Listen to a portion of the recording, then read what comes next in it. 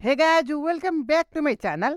आज हामी चाहिँ 79 को क्वेसन नम्बर 12 को कुराकानी गर्दैछौँ, जुन चाहिँ हामीलाई डिटर्मिनेन्ट निकाल्न भनिएको छ, इभ्यालुएसन गर्न भनेको छ। जुन चाहिँ यो चाहिँ कति छ, 1 2 3 4 4 इन्टु 4 को म्याट्रिसेस रहेको छ।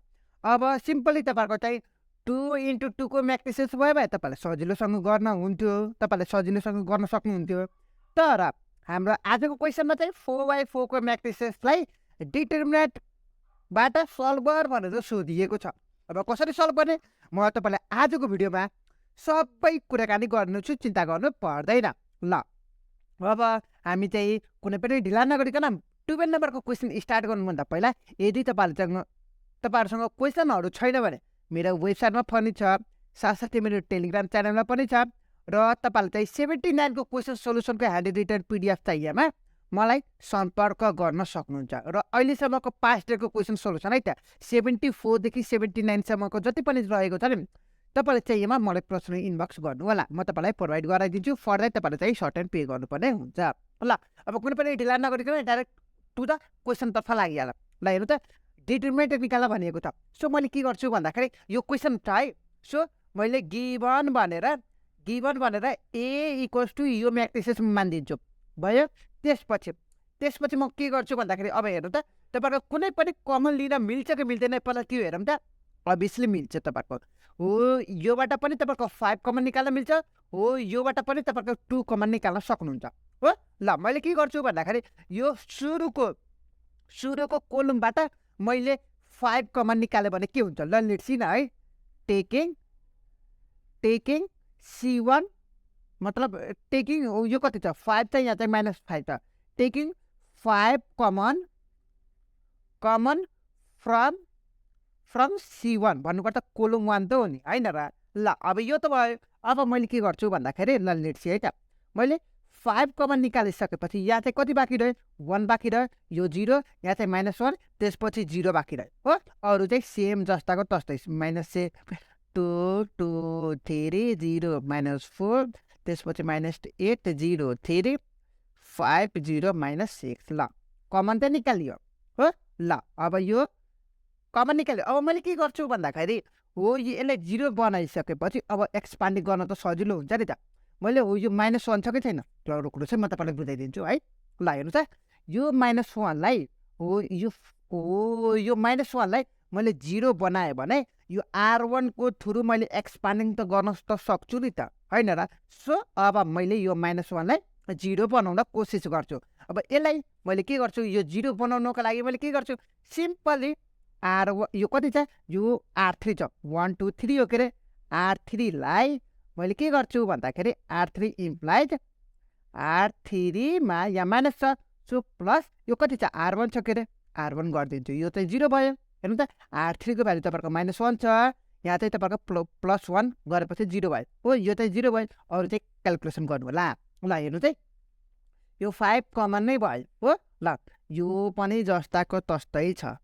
ल यो पनि सेकेन्डमा रो पनि जस्ताको तस्तै छ, र लास्ट वान रो पनि जस्ताको तस्तै छ हो। ल अब हेर्नु त, अब क्यालकुलेसन गर्ने पार्ट भयो। हेर्नु त यो R3 भनेको तपाईँको -1 छ, यो प्लस छ के अरे, R1 को ठाउँमा तपाईँको 1 छ, क्यालकुलेसन गर्दाखेरि 0 भयो हो। त्यसपछि तपाईँको कति छ -8 छ, यहाँ चाहिँ तपाईँको प्लस भयो, त्यसपछि यहाँ कति छ -7 गर्दाखेरि तपाईँको कति छ -15 भयो हो। त्यसपछि तपाईँको हो यो गर्नु त, R3 को भ्यालु 0 + 2 गर्दाखेरि तपाईँको यहाँ चाहिँ 2 भयो हो। त्यसपछि 3 मा 2 जोड्नुहुन्छ भने तपाईँको 5 भयो। अबसम्म यहाँसम्म त क्लियर हुनुहुन्छ होला पक्कै पनि होइन। ल अब मैले के गर्छु भन्दाखेरि कम्प्युटिङ अथवा एक्सपान्डिङ गर्छु है त। ल कम्प्युटिङ अथवा एक्सपान्डिङ तपाईँले जेसुकै पनि भन्न सक्नुहुन्छ। ln R1 जुन चाहिँ हो यो फर्स्ट रोको थ्रु, यो फर्स्ट रो थ्रु मैले एक्सपान्डिङ गर्छु हो। ल हेर्नुहोस् है, एक्सपान्डिङ गर्दाखेरि अब के बाँकी रह्यो त, एक्सपान्डिङ गर्दाखेरि डिटर्मिनेन्टको रुल्स अनुसार के गर्नु त, यो R1 को एक्सपान्डिङ गर्दाखेरि यो र यो चाहिँ क्यान्सल आउट हुन्छ। हेर्नुहोस् है, यो यताको र यताको सबै क्यान्सल आउट हुन्छ, बाँकी जे छ त्यो चाहिँ लेख्नु होला हो।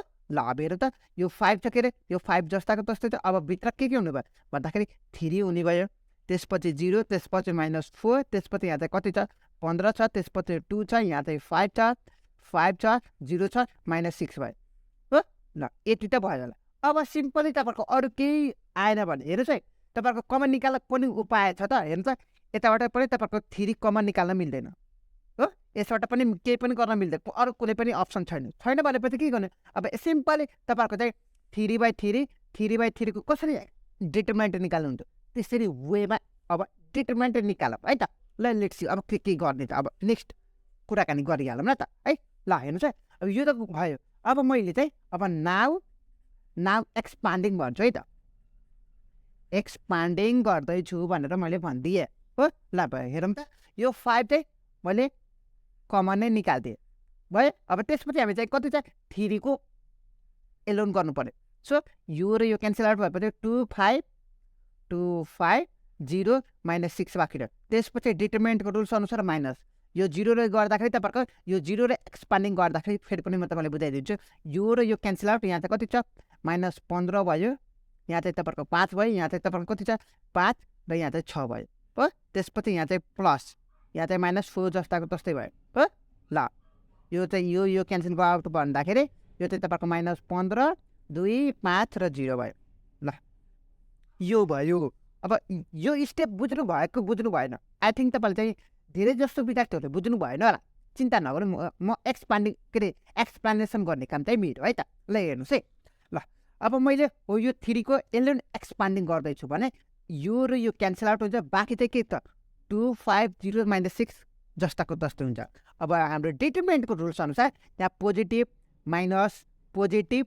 हेर्नुहोस् है यो पोजिटिभ त्यसपछि माइनस पोजिटिभ माइनस हुँदै जान्छ हो सो अब हुँदै गएपछि अब के गर्ने यसको त भयो अब त्यसपछि हाम्रो नेगेटिभ भयो फर्मुला अनुसार यो 0 को एक्सपान्डिङ गर्दैछु भने यो र यो क्यान्सल आउट -15 र 5 भयो त्यसपछि 5 र -6 भयो हो त्यसपछि यहाँ माइनस भएपछि अब यहाँ प्लसको पालो -4 जस्ताको तस्तै छ यो र यो क्यान्सल आउट बाँकी रहेको -15 5 2 0 भयो जस्ताको तस्तै छ ल भयो हेरौँ त क्यालकुलेसन अब गरिदिने यो 5 भयो त्यसपछि यो 3 भयो यो कति हुन्छ भन्दाखेरि -12 -0 भयो यो 0 गर्दाखेरि तपाईँको 0 भयो के अरे यो प्लस र माइनस तपाईँको माइनस भयो त्यसपछि यो चाहिँ तपाईँको 0 भयो माइनस तपाईँको 5 दुना 10 भयो ल अब यतिसम्म त भइसक्यो हो ल हेर्नु त ल यो चाहिँ कति भयो -3 दुना 6 36 भयो हो यो -4 यो माइनस र माइनस प्लस 4 × 10 40 है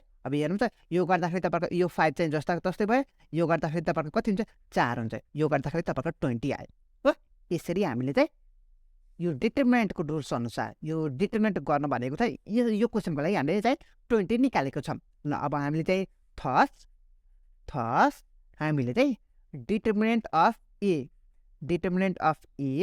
इक्वल्स टु भनेर हाम्रो क्वेसनमा जे छ सबै सारिदिनु होला हेर्नु चाहिँ कति छ -5 हेर्नुहोस् है यो जे म्याट्रिसेस छ सबै यहाँ सारिदिउँ है त ल हेर्नुहोस् है 5 -7 2 2 0 त्यसपछि 3 0 -4 5 के अरे -5 -8 0 3 त्यसपछि 0 5 0 -6 इक्वल्स टु हामीले कति निकालेको छौँ 20 निकालेको छौँ सो सिम्पली 20 लेखिदिनु सकियो यति नै हो तपाईँहरूको एन्सर ल हाम्रो चाहिँ यति नै रहेको है त हामीले डिटरमिनेन्ट निकाल्न भनेको छ सो सुरुमा हामीले हेर्छौँ कुनै म्याट्रिसेस यो चाहिँ म्याट्रिसेस छ के अरे कतैबाट कमन निकाल्न मिल्छ कि मिल्दैन कमन निकाल्न मिल्छ भने कमन निकाल्नु होला त्यसपछि हामीले चाहिँ कमन निकालिसकेको छौँ त्यसपछि हामीले के थाहा पायौँ भन्दाखेरि यो -1 छ यो 0 पनि छ यो पनि 0 छ अब यो -1 लाई 0 बनाइदिन्छ अनि एक्सपान्डिङ एलोन R1 गरिदिन्छु अनि हाम्रो चाहिँ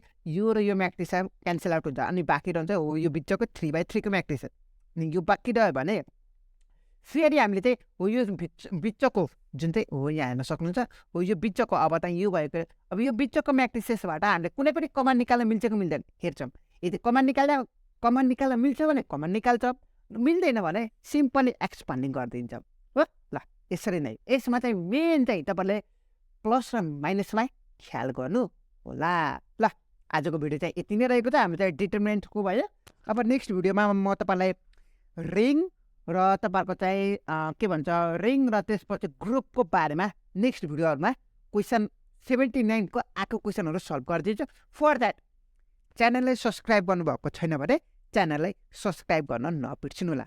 सो यति भन्दै आजको भिडियो यही समाप्त हुन्छ। See you in the next video. Till then have a good day.